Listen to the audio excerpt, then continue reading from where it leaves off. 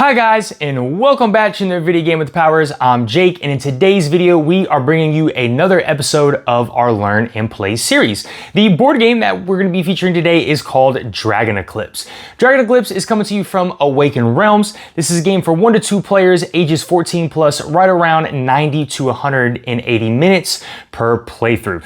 Dragon Eclipse is a campaign story narrative game, guys, where essentially you are taking on the role what is known as a dragon tamer, okay? And you are going through this land and you are going to be going on this narrative journey to kind of figure out what is going on with some of these mislings, which is what the particular animals, I guess is the wrong word, but essentially kind of like the pals in Pal World, right? The monsters in this game are called mislings. And so you are going to have your own misling that you have been tamed, that you have tamed since the time you were young, and you're going to go out with that misling and you are going to go on this journey and you're going to be encountering other mislings to have the opportunity to tame them, to get them on your side, to use them. You know, some of your mislings can grow into larger and more awesome looking mislings. That's the way I'll go ahead and put that right there. But yeah, you're going to do this through different scenarios and different missions. And it's going to be a campaign style, narrative style game where you're going to be flipping through an adventure journal, reading off scripts and things like that to kind of progress the story and progress the game. In terms of the actual gameplay, this is all going to be card play, okay? So you're going to build a deck of cards. There's some deck construction aspects to this. Whenever you complete these missions, you are going to be able to unlock new cards.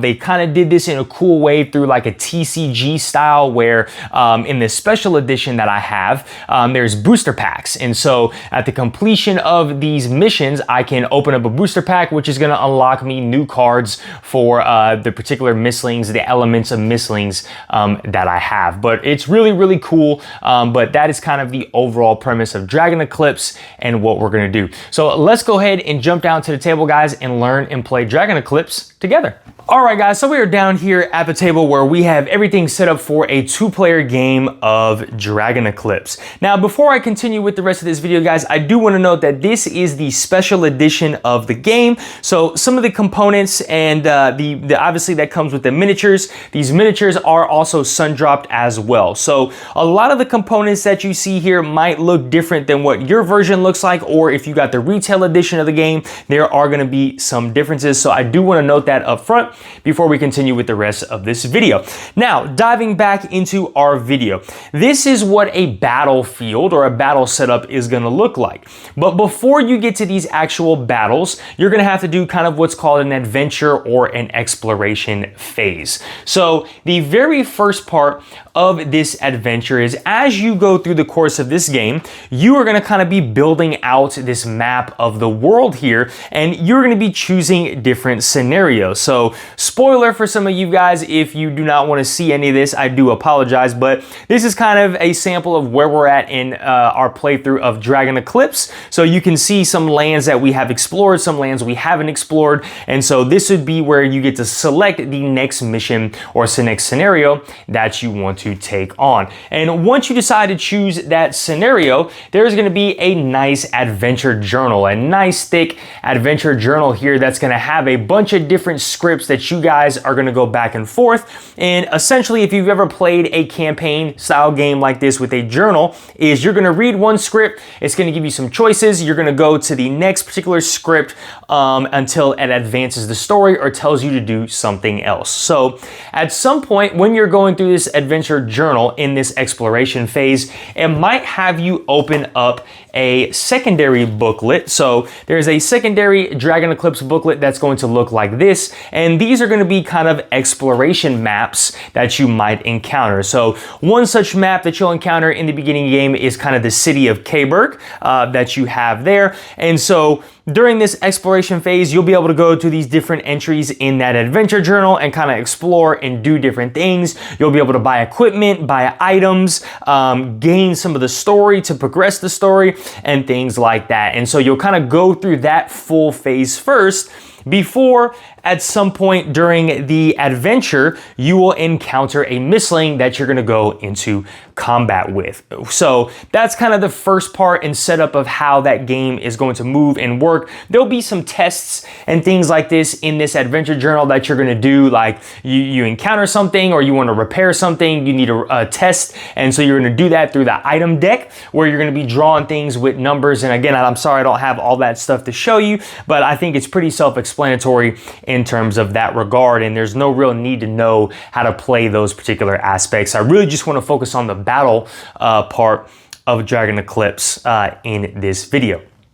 So, as I said, the story is going to progress. You're going to get to a point where you're going to encounter a misling, whether that's a random encounter or that's, a misling is pissed off, or you interact with the misling and you say the wrong thing and it wants to attack you. At some point, that is going to happen. And so they will have this arena booklet that you're going to pull out. And of course, for a 2-player game, you need to make sure we are on the 2-player side of this arena booklet.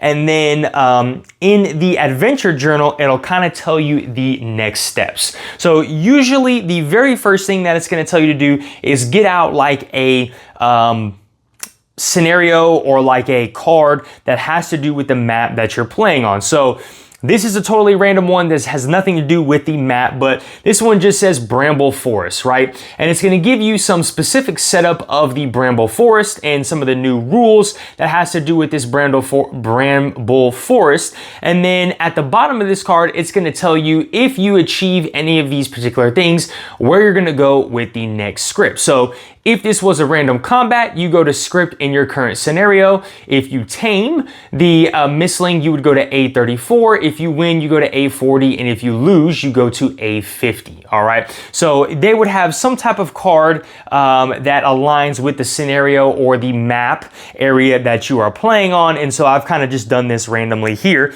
And then you would get out the misling. All right. So normally what's going to happen, it's going to have you get the actual misling card that you are going to be fighting with. And the information here is the health is in the middle. So this Windrazor has 20 health.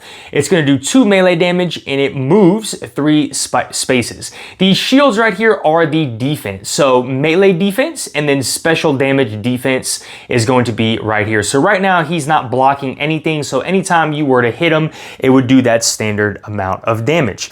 You would also grab the setup card for this particular misling. So you can see on the back, his special ability is going to activate when it hits the second spot.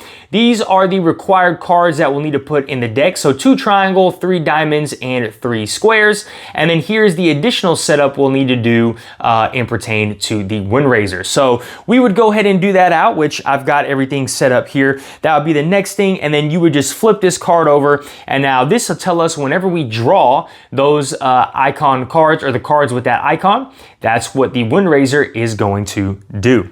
All right. The next thing, if you are playing in a 2-player game, you're going to need to play with a major corruption card. So the scenario will tell you what major corruption card that you're going to need. In the example here, I'm using major corruption A, which is going to add some more stats to our Windrazor. So he's going to get +2 attack, +2 health, and then +1 melee defense here in this playthrough. And last but not least, each misling is going to have a tame card that if you fulfill these objectives here, you will be able to tame this monster so that you could use it for future scenarios and playthroughs if you want to do. And so these are the 2 objectives that you need to complete.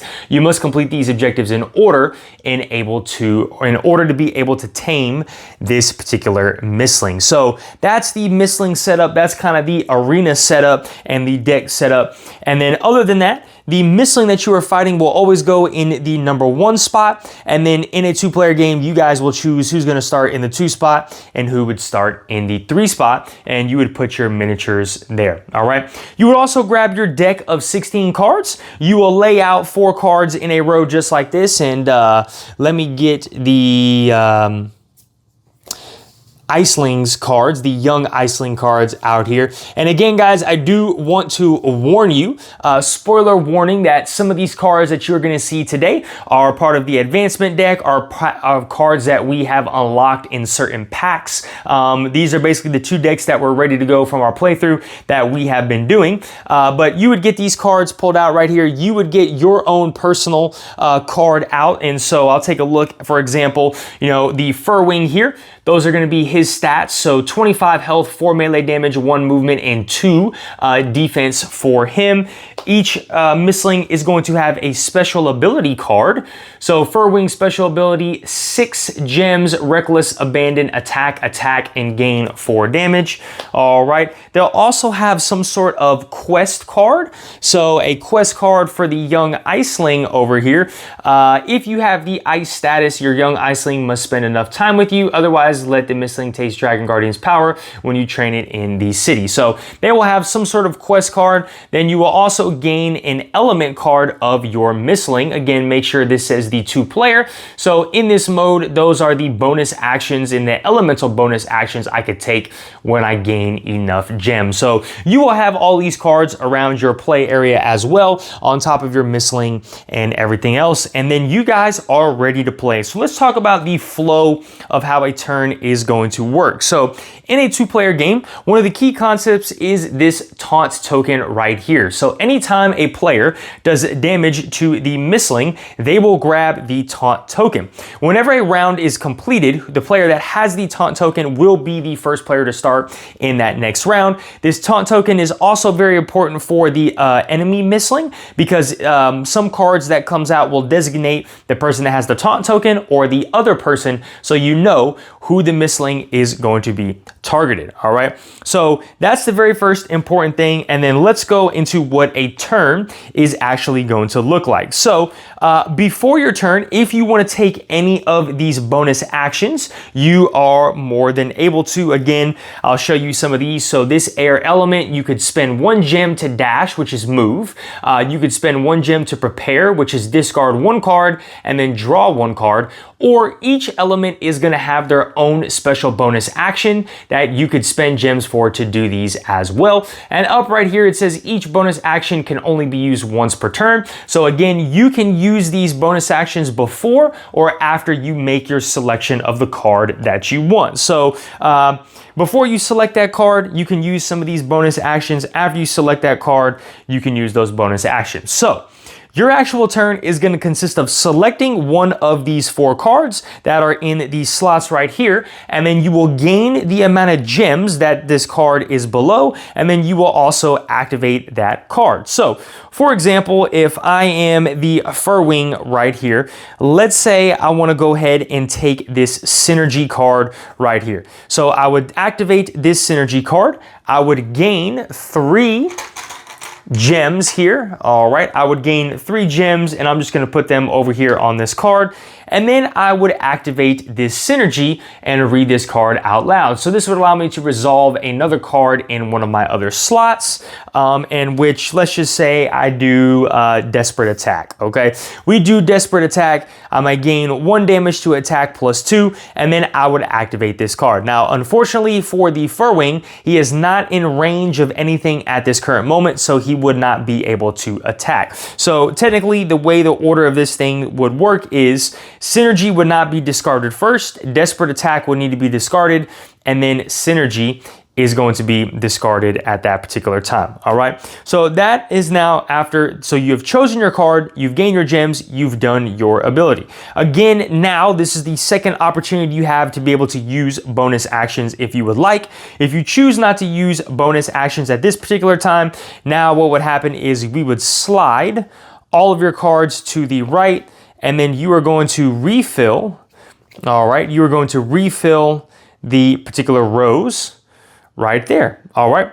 And then you're gonna end your turn. That would be the full conclusion of your turn right there. All right, so that is how one full turn would work. And then you would go to the other player. They would do the same thing, take their turn, and then at the conclusion of their turn now, we would go ahead and activate the enemy Mistling. All right, so the very first thing that we're going to do for the Mistling is we are going to draw an enemy attack card into these particular slots. So you might see 5, 4, 3, 2, 1, and I actually need to put a ring over here to denote that he's going to activate his second ability when a card is put there.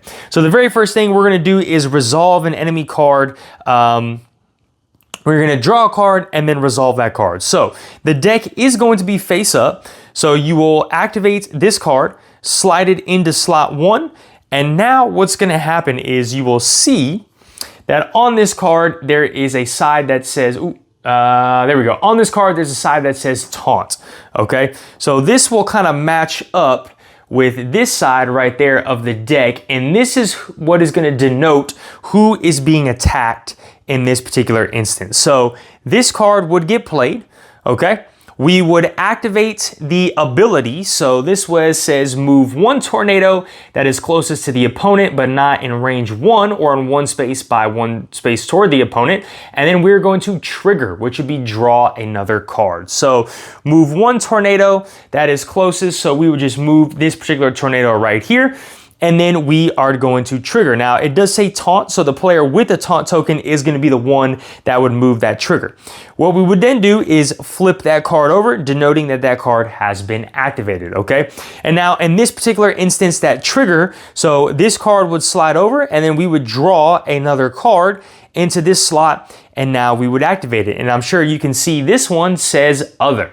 Okay, so this one says other. So now the person who does not have the taunt token is the person that we are going to fight. So now we would do this square attack, which is rush, attack +4. He's going to ignore 2 defense. If he is attacking a earth Mistling, then he will attack again, ignoring another 2 defense. All right, so when that would activate, we would flip this over.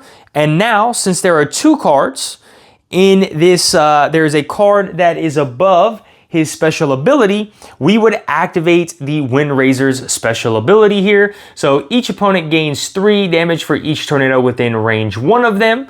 All right. And then what would happen is we would discard these 2 cards and then start back over from square 1. So that is essentially the enemy's turn in a nutshell. The enemy's turn would end, and then now it would go back to the players. All right.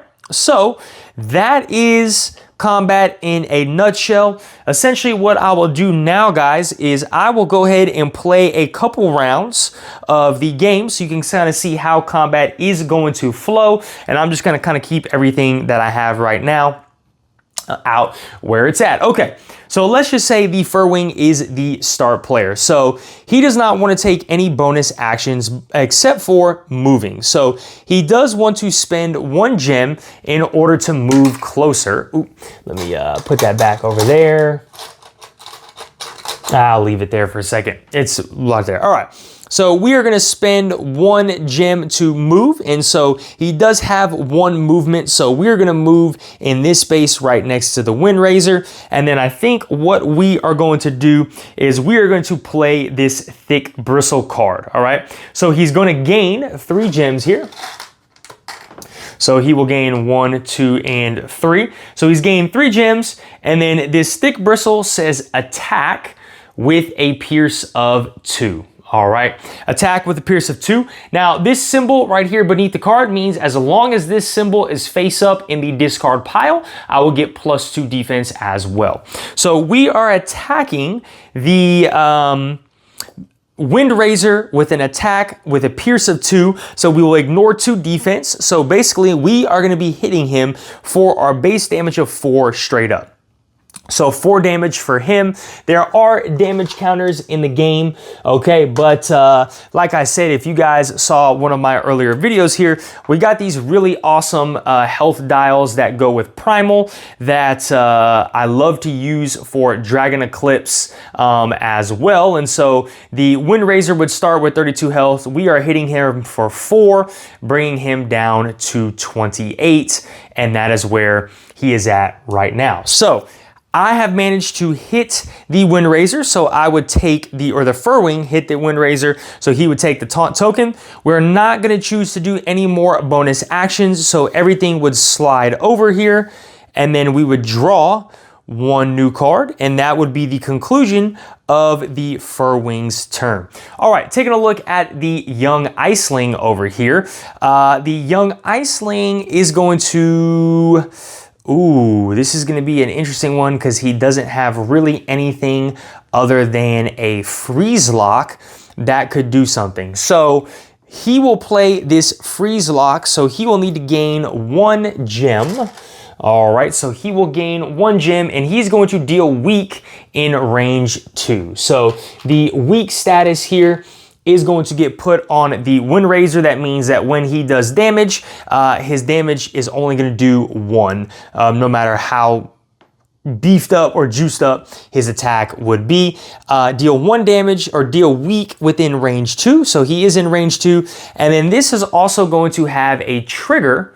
All right, so we could activate another card in our row.